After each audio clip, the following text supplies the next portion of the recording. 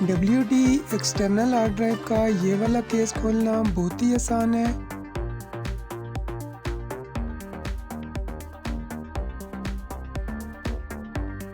आप देख सकते हैं मैंने इस केस को ओपन कर लिया है।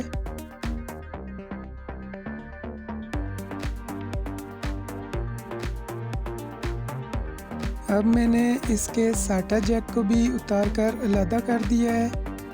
अब फिर मैंने इस जैक को दोबारा लगा दिया है। अब मैं इस केस को दोबारा बंद कर रहा हूँ।